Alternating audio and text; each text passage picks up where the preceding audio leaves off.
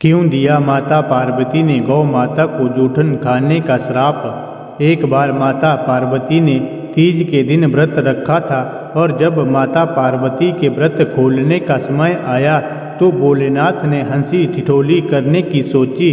तब फिर भोलेनाथ ने अपनी पत्नी को तंग करने के लिए कहीं छिप गए।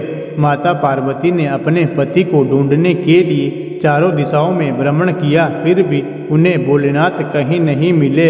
तब फिर माता पार्वती जब निराश हो गई तब जाकर किसी एक स्थान पर बैठ गई और वहां अपने पति को लौटने का इंतजार करने लगी।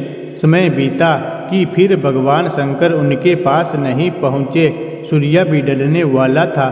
ऐसे में माता पार्वती ने सोचा, भगवान तो खुद ही इस संसार के जनक है, जिनसे कोई भी बात छिपी नहीं है। ऐसे में वहाँ जहाँ भी होंगे वहाँ हमें पूजा करते हुए जरूर देख लेंगे।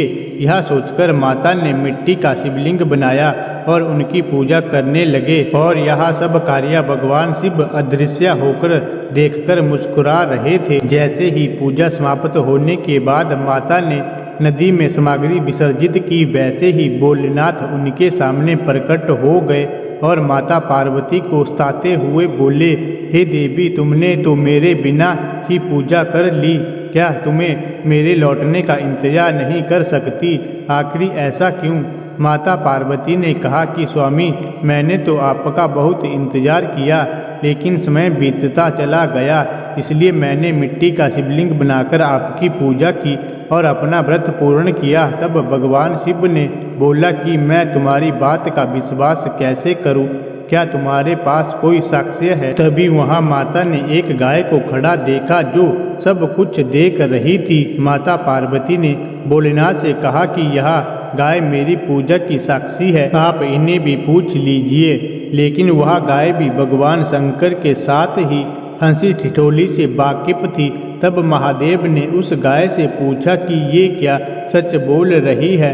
तब गाय ने भी भगवान शिव का साथ देते हुए नाम में सर हिला दिया। तब महादेव ने हंसते हुए माता पार्वती से कहा कि वह हंसी ठिठोली कर रहे थे और उन्हें सत्य का ज्ञान है। तब माता पार्वती ने अपने पति के सामने अकारण ही झूठा कहलाने का कारण वह सह नहीं सकी और वह गाय को श्राप देते हुए कहा कि जिस तरह आज तुमने झूठा बोला है, उसी प्रकार संसार में तुझे जूठन ही खानी पड़ेगी। तुझे कितना भी अच्छा भोजन क्यों ना मिल जाए, फिर भी तुम हमेशा जूठन के पीछे ही भागोगी। यह सुनकर गौ माता रोने लगी और तब भगवान शंकर बोले कि वह तो मेरे कहने पर ही झूठ बोल रही थी और इसमें उसकी कोई गलती नहीं है। यह सुनकर माता पार्वती को अपने दिए गए श्राप पर दुख हुआ और उन्होंने पुनः गौ माता को यह वरदान दिया कि वह दिव्य जन्मा है और उनके सभी गुण यथावत ही रहेंगे, लेकिन उनका दिया हुआ श्राप अब नहीं टल सकता। तो दोस्तों, माता पार्वती और गौ माता की यह कथा हमें यह शिक्षा देती है कि जीवन में झूठ बोलने के हमें कितने भयंकर परिणाम झेलना पड़ता है।